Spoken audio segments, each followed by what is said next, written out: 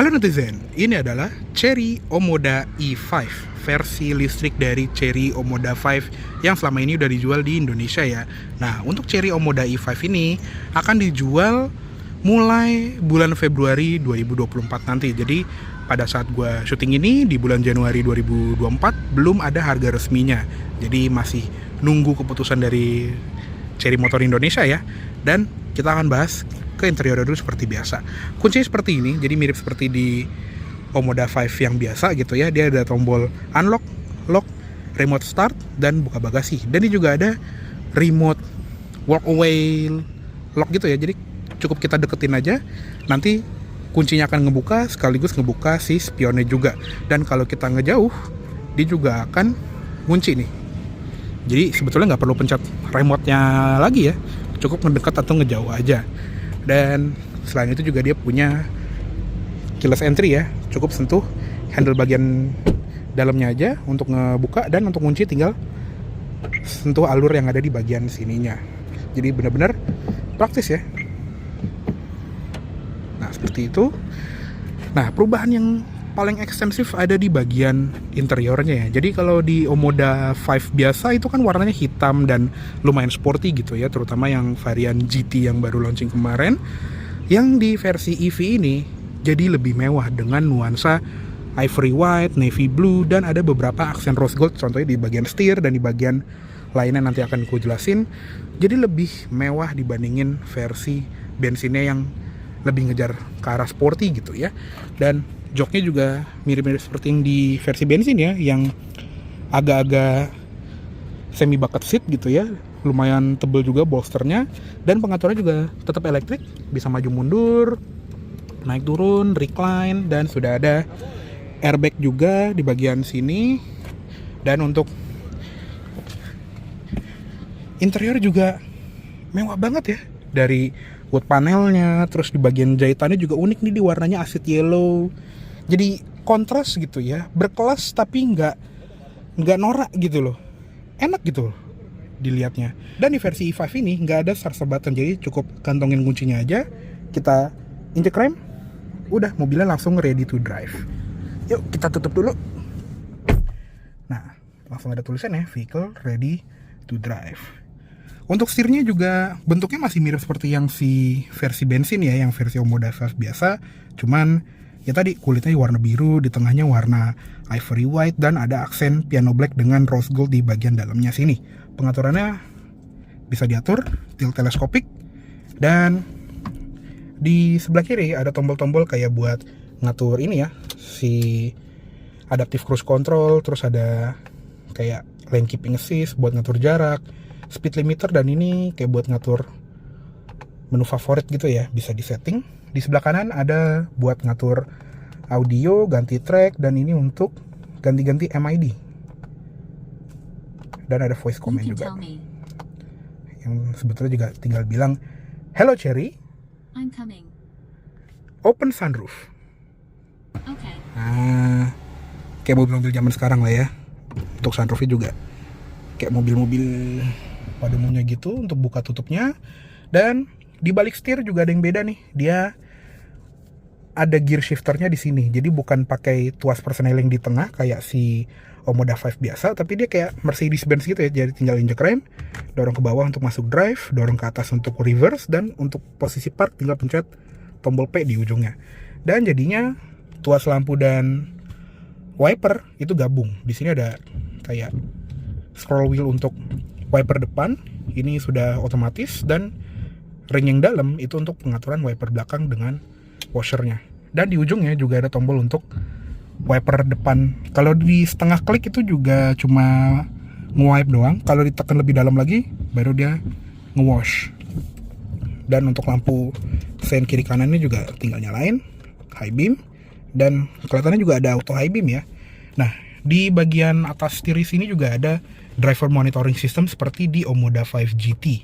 Jadi dia bisa memantau kondisi pengendaranya, apakah dia udah lelah atau belum, dan dia akan memberitahu kalau udah kelamaan nyetir gitu ya. Dan dia juga bisa ngedetek muka dan wajah kita gitu biar lebih aman berkendara. Untuk instrument cluster juga di sini layarnya TFT LCD 12,3 inci. Di sini lengkap banget ya. Di sebelah kiri ada speedometer, ada persentase dari power meternya, eco, dan ada status untuk ADAS-nya gitu ya, kayak lane keeping assist, blind spot monitoring system, dan lain-lain. Di sebelah kanan juga ada MID-nya, dia ada TPMS, terus ada trip A, trip B, terus ini juga bisa dibikin full screen ya petanya. Nah, seperti ini, jadi lebih canggih kelihatannya. Terus apa lagi nih? Oke, balik ke TPMS, dan di sini ada beberapa display gitu kayak odometer, regen level baterai, dan lain-lain. Di sebelah kanan juga ada touch panel untuk ngatur brightness dari panel instrumen dan instrumen cluster.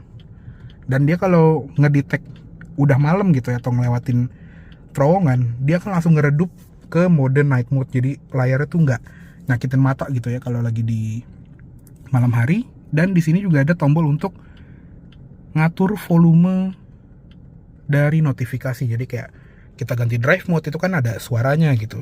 Nah, ini bisa dikecilin atau digedein lewat tombol yang ada di bagian sini. Lanjut ke sebelah kanan, ada ventilasi AC yang bisa dibuka tutup, dan di bagian bawah juga ada tombol-tombol lagi ya yang buat ngatur lampu, karena kan switch lampunya beda nih. Jadi di sini untuk ngatur lampunya tinggal pencet-pencet aja, dan dia juga sudah auto. Fog lamp depan dan belakangnya ada di sini. Ada tombol untuk membuka bagasi, dan ada tombol untuk membuka charging port di bagian depan. Nanti kita lihat ya. Untuk pedalnya juga pedal akseleratornya organ pedals, footrestnya juga lebar di sebelah kiri, dan ada tuas untuk membuka kap depannya di sini. Untuk door trim juga ini mewah ya, dia kulit di bagian atas sampai ke tengah, terus di bagian pintu sini juga ada aksen wood lagi, ada panel-panel satin chrome, dan untuk speakernya juga di bagian tweeternya ini itu beneran besi loh. Jadi kalau dipegang tuh dingin, beneran bersih, dan kalau diketok juga suaranya metal gitu. Di bagian sini juga ada pengaturan power window yang sudah all auto, ada window lock, dan ada pengaturan spion, bisa dilipat secara elektrik juga. Ada indikator blind spot, central locking di sini. Di bagian bawah ada speaker utamanya, dan ini dari Sony ya, sama seperti Omoda yang lain. Ada door pocket dengan cup holder. Sun visor di sini juga unik nih, kacanya tuh gede, lebar, dan lampu vanity mirrornya itu bisa diganti warnanya.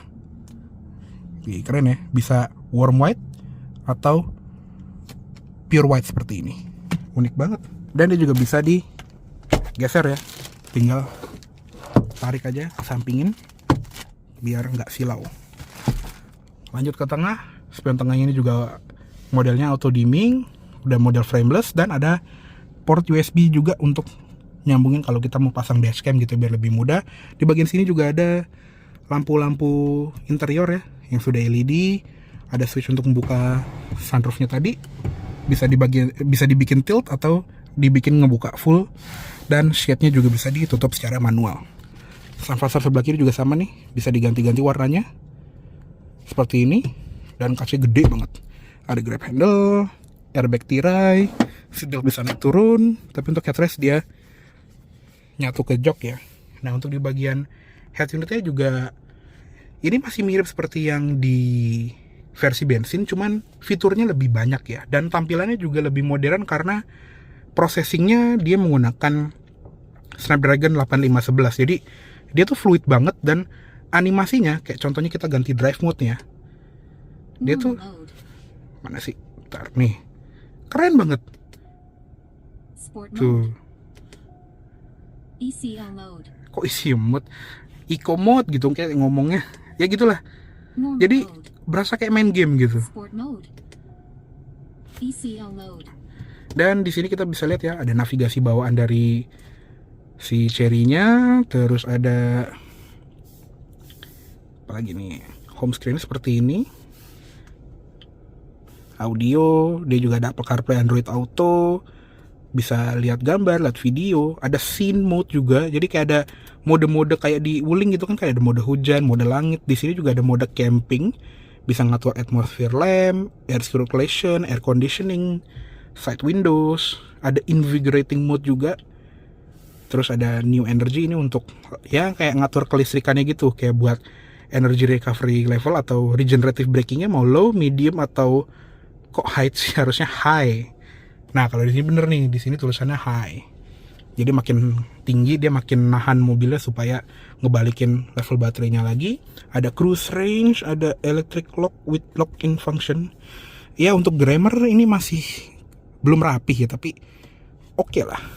Di bagian discharge setting juga ada level baterainya berapa dan ada external discharge function. Jadi ya dia kayak mobil listrik zaman sekarang ya, dia punya vehicle to load atau V2L. Jadi kita colokin adaptor ke port chargernya, nanti dia bisa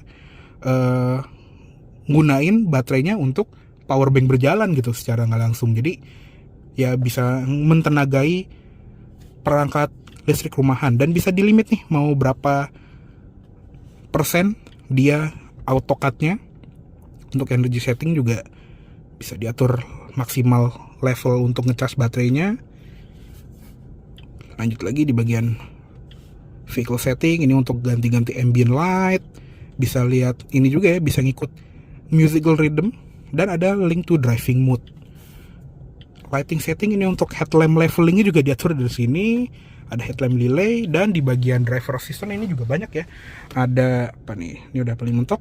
Ada integrated cruise assist exit warning, ada vehicle departure warning, overspeed warning, intelligent high beam assist, intelligent avoidance assist, front collision warning, auto emergency braking, lane departure warning, lane departure intervention, emergency lane keeping assist, door open warning, blind spot detection, rear collision warning, rear cross traffic assist, dan brake feel link to drive mode. Jadi remnya tuh bisa diatur mau comfort atau sport.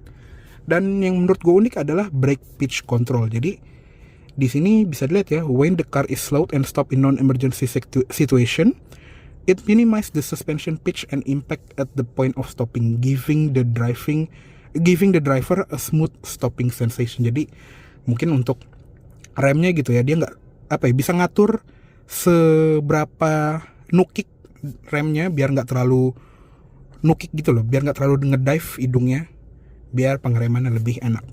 Unik juga ya, di bagian vehicle comfort juga ada yang unik nih. Jadi rear mirror adjustment itu bisa diatur lewat steering switch.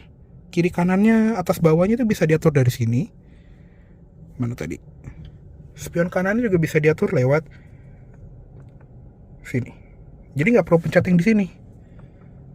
Tuh, naik kiri. Please continue. Unik juga ya. Sorry, I haven't mastered this skill. Cancel. Anytime. Unik juga ya si voice command-nya. Nah, dia juga punya sistem kamera 360 derajat yang mana sih? Home. Nah, dia juga punya sistem round view monitor yang jernih sekali, sama seperti yang di versi RZ ya, yang di sini ada kamera depan, kamera belakang, kamera kiri kanan, dan ada 3D view-nya juga. Tuh, bisa lihat sekeliling mobil, dan ini juga sebetulnya bisa disetting ya. Jadi dia bisa diaktifasi menggunakan turn signal. Jadi kalau kita ngesen, kamera kiri nyala, kita ngesen kanan, kamera kanan nyala, dan bahkan bisa lewat steering angle. Jadi kalau beloknya udah lumayan mentok gitu ya, lebih dari 90 derajat gitu ya, dia akan aktif juga. Jadi supaya kita beloknya lebih baik lagi, bisa ngeliat ke sekeliling lah. Terus ada apa lagi nih? Oh ya, sistem AC juga sekarang nyatu di layar ya. Kalau yang versi biasa kan ada tombol-tombolnya tuh. Sekarang dia full di layar. Dia dual zone automatic climate control, paling dingin di 15 derajat, paling panas di 31 derajat. Jadi udah ada heater, dan dia juga ada ventilated seats untuk kedua jok depan. Nah, kedengeran ya, tapi belum ada heated seat. Di bagian setting ini untuk kayak auto cabin ventilation, terus ada level AC-nya itu mau eco, comfort atau strong, dan fan speed, zona AC, serta defogger itu ada di bagian bawah sini. Dan di bagian smart mode itu juga ada mode rapid warming atau rapid cooling. Jadi kayak max cool lah kalau di AC-AC mobil Jepang gitu ya. Dan ini untuk mobil non Jepang ya, ini AC-nya kelewat mampus sih dinginnya, ini dingin banget. Gila sih. 21 itu kayak dingin banget. Dan untuk ventilasi AC yang di bagian bawah layar ini juga minimalis ya. Bisa dibuka tutup juga lewat knob yang ada di bagian sini. Oke, di sini juga ada koneksi ke handphone, ada buat pemutar audio dan navigasi tadi ya. Navigasinya apakah dia bisa nge-search? Oh, dia masih nge-searchnya petrol station, belum charging station. Ya mungkin ini unit awal kali ya. Ya, kembali lagi ke home screen-nya seperti ini. Lanjut lagi ke bagian bawah sini, di bagian center console. Dia tuh kayak ada tutupan yang bisa digeser gini. Dia ada wireless charger yang sama seperti di Omoda 5 GT. Dia rapid fast charging 50 watt dan ada 2 buah cup holder. Di belakangnya juga ada tombol-tombol kayak buat mode AC, defogger depan belakang, lampu hazard, driving mode, dan buat standby layar tengahnya. Di bagian sini juga ada tempat penyimpanan lagi yang dilapisin bludru, ada center console juga dalam banget, dan ada ini juga ya, ventilasi AC-nya dengan lampu di bagian dalam. Terus untuk di bagian glove box juga soft opening. Uniknya di bagian sini nih. Jadi untuk di versi EV ini dashboard itu floating. Di sini bisa naruh barang, ada power outlet 12 volt, dan di sebelah kiri ada USB-A serta USB-C charging port. Oke, yuk langsung kita keluar dan kita lihat ke kabin belakangnya.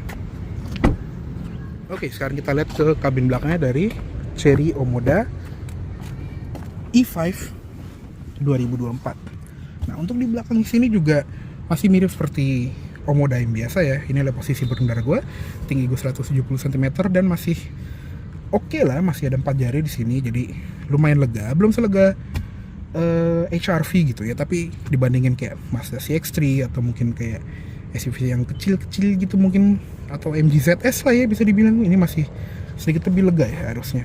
Dan untuk di bagian belakang jok depan juga ada seat back pocket. Di belakang center console juga ada ventilasi AC, ada USB-A dan USB-C.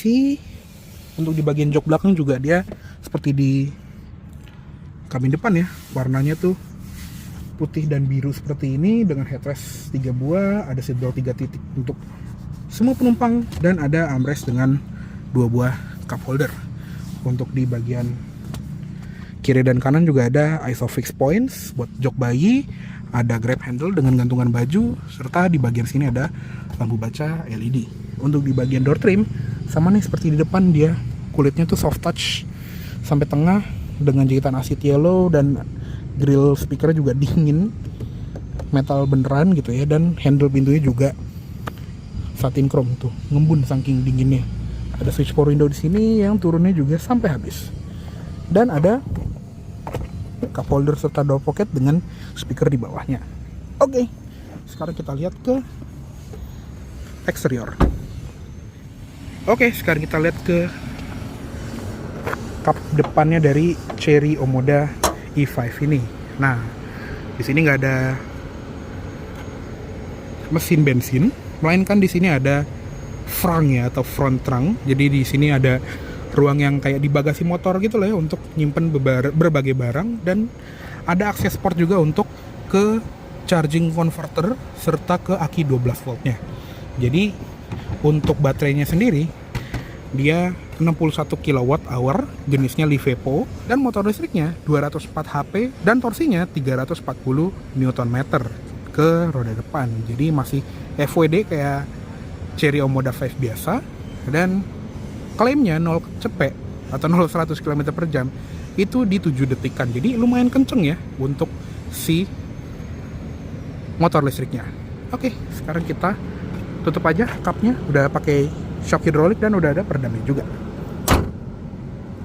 Oke, untuk tampilan eksterior dari Chery Omoda E5 versi listriknya dari Chery Omoda 5 biasa ini juga lumayan beda ya ternyata. Jadi di bagian depan grillnya lebih simple, cuma ada di bagian bawah doang RDM-nya, dan di bagian tengahnya itu hampir kosong. Jadi di bagian tengah ini itu cuman charging portnya aja yang dibukanya elektrik dari tombol di dalam, dan dia jenis charging portnya itu CCS2 ya, dengan AC yang model Type 2. Jadi udah mirip seperti mobil-mobil kebanyakan yang ada di Indonesia, mobil-mobil listrik ya, dan hampir nggak ada logo Chery di bagian mobil ini, baik di eksterior ataupun di interior. Semuanya sekarang logo Omoda ya, karena di negara asalnya Omoda itu kan emang versi versi modernnya dari Chery gitu ya, atau lebih ke sub brand ya. Cuma karena untuk pengenalan dulu, makanya Chery Omoda yang biasa, yang Chery Omoda 5 yang bensin itu masih ada logo Chery-nya. Sedangkan yang versi GT yang kemarin sebagai contoh, atau yang versi E5 ini udah nggak ada logo Chery-nya. Dan tampilannya juga cukup unik ya. Kita lihat lampunya nih, lampunya juga udah pakai proyektor untuk di bagian low beam, high beam, dan di bagian fan-nya itu dia switchback dengan DRL. Di bagian bawah itu ada fog lamp yang juga berfungsi sebagai cornering lamp kalau lagi mati. Sensor parkir di depan ada 4 titik, dan ada kamera juga di depan untuk sistem kamera 360 derajatnya. Untuk di bagian bawah fog lamp itu juga kelihatannya ada air channel untuk ngalusin udara ke samping velg, yang velgnya juga beda nih dibandingin yang versi bensin. Dia lebih rapat dan bentuknya lebih unik ya dibandingin yang versi bensin. Untuk bannya dia 215 55R18, jadi ringnya harusnya sama ya seperti yang versi bensin, tetap 18 inci, cuma ya motifnya lebih aerodinamis saja. Ada black cladding juga sampai ke belakang, dan mohon maaf kalau kotor karena cuaca hari ini juga kurang bersahabat. Untuk di bagian spion juga dia warnanya hitam, dan ada lampu sein LED-nya juga dengan kamera 360 di bagian bawahnya. Jadi dia two tone ya, senada seperti di bagian atapnya. Dan dia juga udah dapat privacy glass nih. Jadi yang di kaca depan itu dia terang, tapi di kaca belakang itu udah ada kayak semacam tint di bagian kacanya. Dan untuk kaca depan dia sudah double glazing, jadi ada 2 lapisan kaca biar lebih kedap. Untuk di bagian belakang sih nggak begitu beda banget sama yang versi bensinnya, cuma paling emblem aja ya. Dia nggak ada emblem Chery, langsung emblem Omoda, dan ada emblem E5 di sebelah kanan bawah. Dan fun fact juga ya, E5 itu kan agak kelihatannya kayak ES ya di sini ya, tapi kalau kita bacanya dengan bahasa Romawi, 5 itu kan V ya, jadi biasanya nggak langsung 5 itu EV kalau bahasa Romawi. Dan lampunya juga masih sama seperti di versi bensinnya, yang ada sequential LED turn signal, lampu remnya juga garis-garis vertikal gitu, ada rear fog lamp di bagian bawah, dan bumper belakangnya juga agak-agak abu ya di bagian bawah sini. Untuk sensor parkirnya 4 titik, dan di bagian kaca belakang ada wiper di fogger belakang, spoiler dengan HEMO stop lamp, dan antena shark fin. Oh ya, hampir lupa, ada roof rail warna silver juga. Dan untuk bagasinya sudah elektrik pastinya ya, seperti ini. Mohon maaf kalau kurang rapih. Di sini ada barang-barang kita sama barang-barangnya Lacnos juga. Untuk di bagian bawah lantai bagasi juga ada ruang penyimpanan yang mungkin bisa buat ban serep ya, tapi di sini belum ada. Cuma ada portable charger-nya aja, dan ada power outlet 12 volt dengan lampu bagasi di sebelah kiri. Dan uniknya plastik di bagian bagasi itu juga biru ya, bukan hitam kayak mobil biasa. Sudah ada parcel shelf juga. Oke. Kayaknya cukup segitu dulu untuk review dari Chery Omoda E5 tahun 2024 ini. Mohon maaf apabila ada salah kata-kata dalam menyampaikan review. Terima kasih sudah menonton. Sampai jumpa di video selanjutnya. Jangan lupa